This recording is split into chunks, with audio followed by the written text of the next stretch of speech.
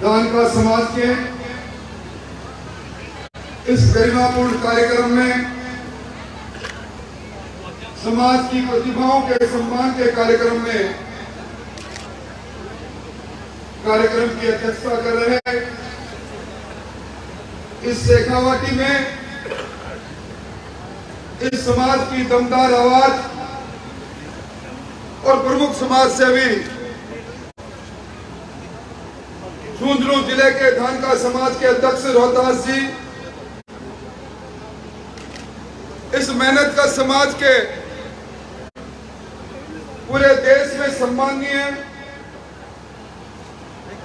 जिनको पूरा देश का धानका समाज दादा नारायण सिंह केसरी के नाम से जानता है, ऐसे सदैव नारायण सिंह जी हिंदुस्तान की सबसे बड़ी पंचायत में इस समाज के का प्रतिनिधित्व करने वाले राज्यसभा के सांसद मिथिलेश जी सुदूर दिल्ली से पधारे, आपके समाज के प्रमुख समाज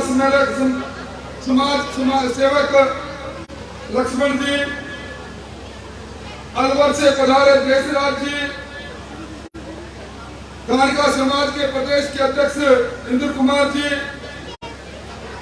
हरियाणा से पधारे बलवान जी, भाई अशोक जी, इस समाज के संरक्षक की भूमिका में यहाँ काम करने वाले आपके दमदार नेता भाई सीताराम जी, इस पूरे कार्यक्रम के संयोजक ब्रजेश जी, मंच पर विराजे भारतीय जनता पार्टी के जिला का अध्यक्ष पवन जी, और आज इस प्रतिभा सम्मान समारोह में यहाँ पधारे गांव और ढाणी से चलकर आए मेहनत कर धानका समाज के सभी प्रबुद्धजन, शक्ति स्वरूपा माताओं बहनों, और जिन्हें भी सम्मानित किया है, आने वाले समय में इस समाज का गौरव बनने वाले नन्हे बालक और बालिकाओं, मैं सबसे पहले आयोजन मंडल को बधाई देना चाहूंगा। इस कलयुग में कहा गया है कि संगे शक्ति कलयुगे, यानी जहां संतन होगा इस कलयुग में वही शक्तिशाली होगा। और मैं बरसों से स्वाभाविक जीवन में हूं, मैंने स्वाभिमानी समाज को किसी भी मामले में हाथ पसारते नहीं देखा, मुक्का ताने में जरूर देखा है। अपने स्वाभिमान के लिए, अपनी इज्जत के लिए मर मिटना इस समाज की फितरत रही है। और अभी जिस प्रकार मुझे बताया गया, जिस समाज को महाराज जनक को शक्ति प्रदान करते हैं भगवान शिव द्वारा, उस समाज की शक्ति को यहाँ जगाने के लिए इस सम्मेलन की मैं आप सबको बधाई देना चाहूंगा। और मैं उम्मीद करता हूं यह समाज के लिए कई बातें उठाई गई, समाज के राजनीतिक प्रतिनिधित्व की बात भी कही गई, और इस समाज के लिए जो संवैधानिक हक है आपका, अब की बात नहीं, 1976 से संविधान के संशोधन के माध्यम से जिस समाज को अनुसूचित जनजाति में आरक्षण मिला है, उस संवैधानिक आधार को, अधिकार को जिन्होंने महरूम किया है, उनकी बात भी यहाँ कही गई। राजतंत्र में, इतिहास के पन्नों में जिस समाज समाज को यह कहा गया है कि यह समाज कभी योद्धाओं के धनुष का निर्माण करता था और जो तरक्कियां दिए गए, मैं समझता हूं शेखावाटी की हटस्थिति में इस झुंझुनू का यह सम्मेलन और इस सम्मेलन में धानका समाज के तर्कस से निकले हुए तीर निश्चित तौर पर उन शक्तियों के सीने में लगेंगे जिनको आपके अधिकारों से आपने महरूम करने का काम किया। मुझे याद आता है जब जंग आजादी की बात की जाती है तो रामफल मंडल को भी इतिहास के पन्ने याद करते हैं। अब याद करो, आप ही के समाज के इस व्यक्ति ने ब्रिटानिया हुकूमत को उस समय ललकारा था और 9 अगस्त 1927 को इस आजादी की अलग जगाने वाले उस नौजवान रामफल मंडल को फांसी की सजा ब्रिटानिया हुकूमत में हुई थी।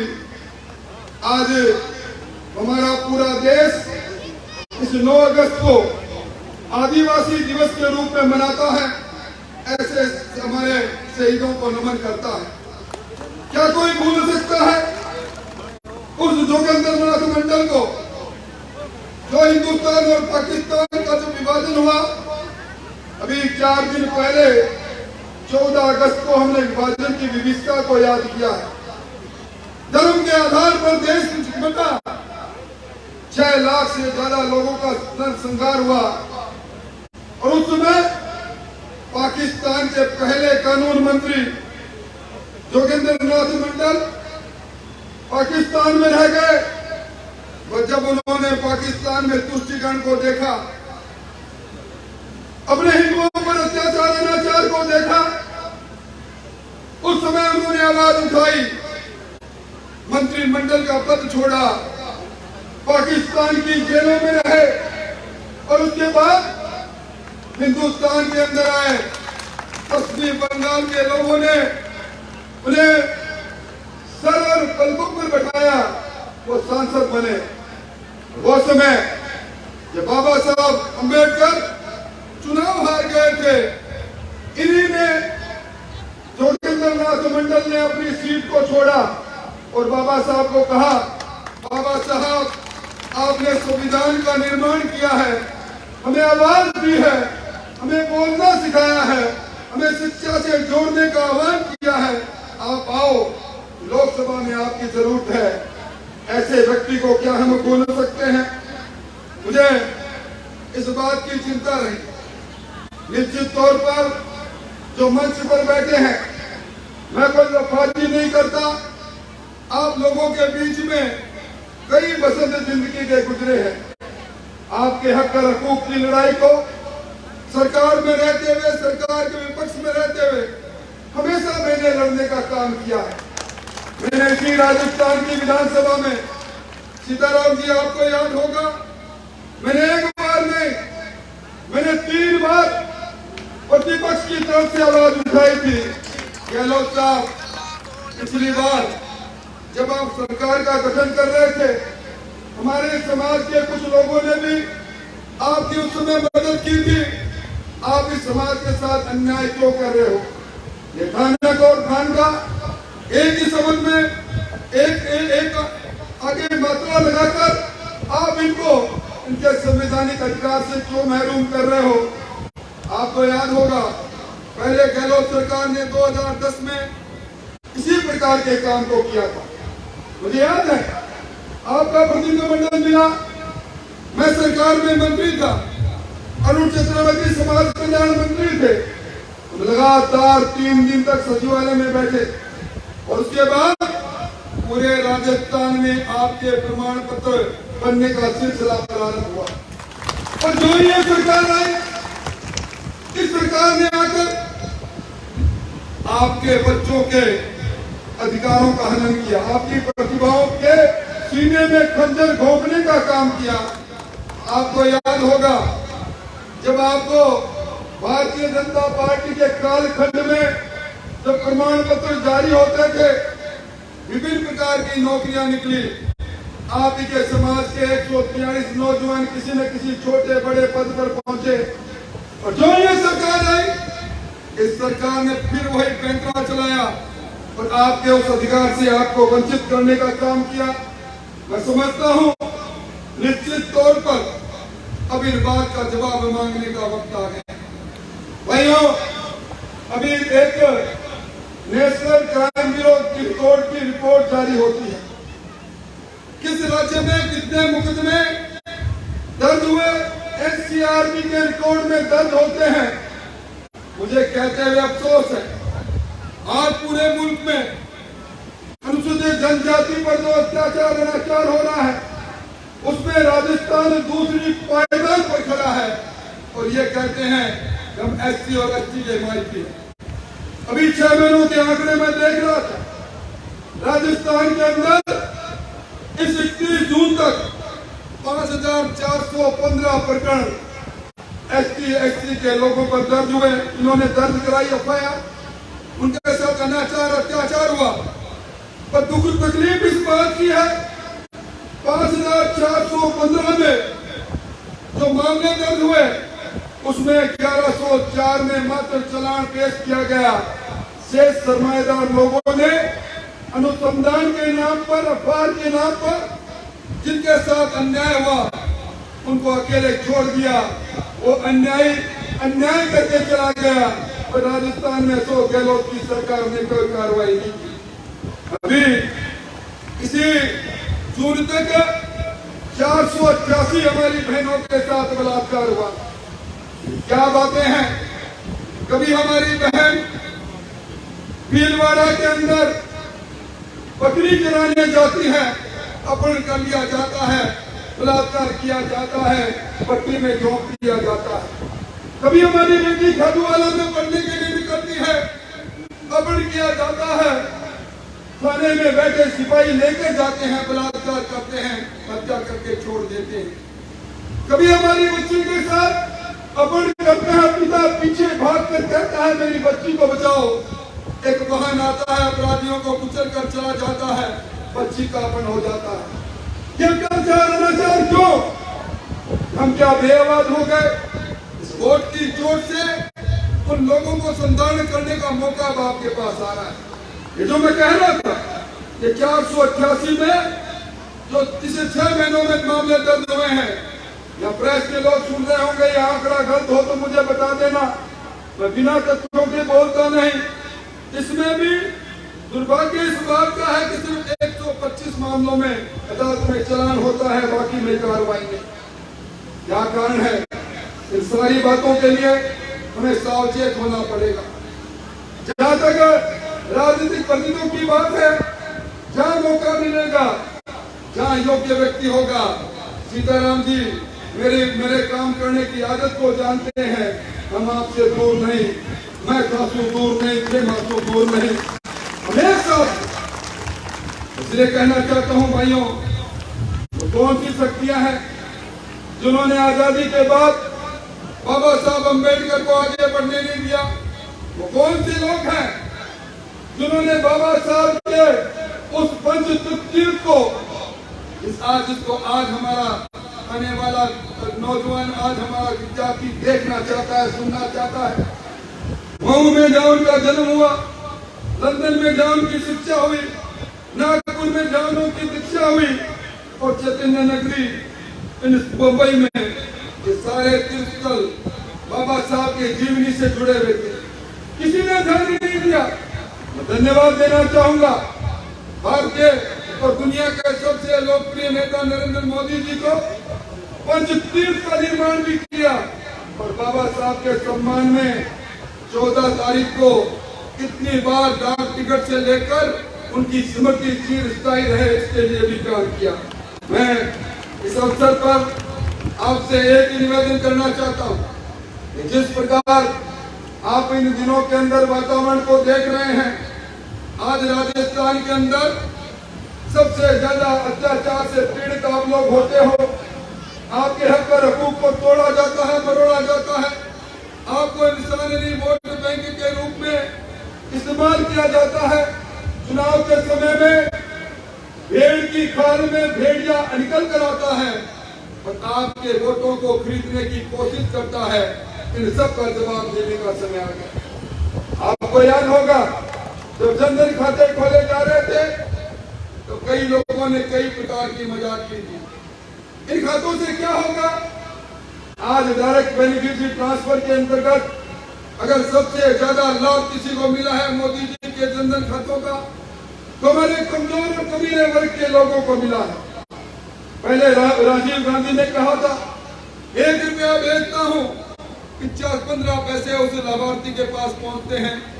कौन थे वो 85 पैसों को बीच में हड़प करने वाले?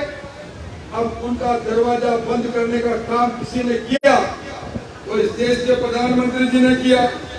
हमने सबने इंदिरा आवास की उस कहानी को सुना। जब कभी भी चुनाव आया, गरीब को मकान मिलेगा इंदिरा आवास योजना में, कभी 25,000 कभी 50,000। आज आप देख रहे हैं बिना मांगे प्रधानमंत्री आवास योजना में राजस्थान के अंदर, मैं खुद पंचायत मंत्री था, मेरे समय में 13 लाख उस मकान एक साथ मंजूर हुए। बड़ी संख्या में उसमें SC और ST के लोग थे।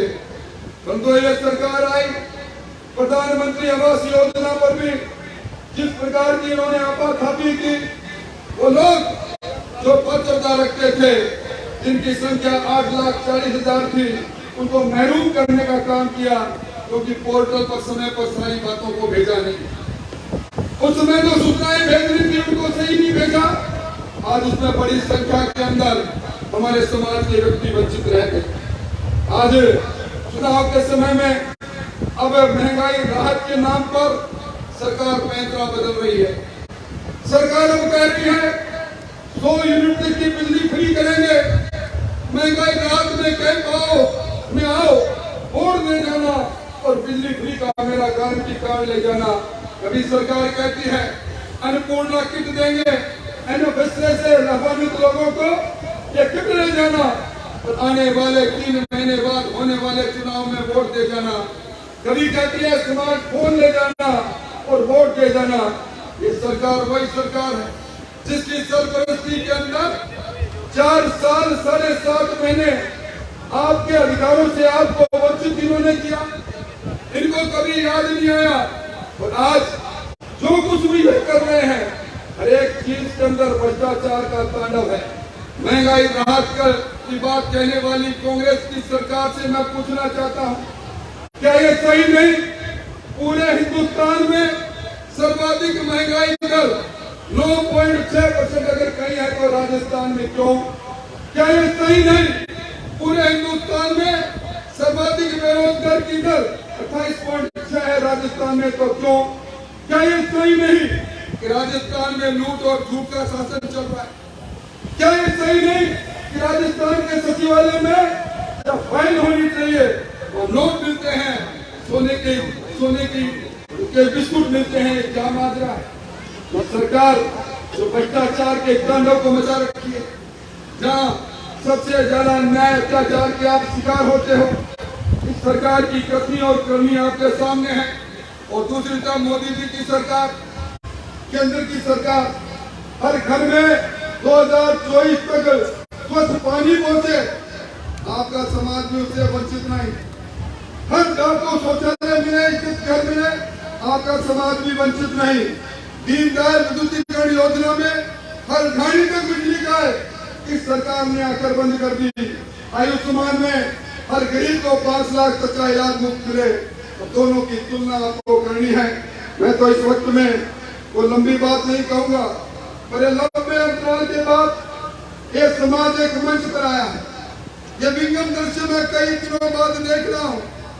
कहते हैं मेहनत का समाज, जैसा मैंने पहले कहा, अपने सम्मान के लिए मर मिटना इस समाज की फितरत रही है।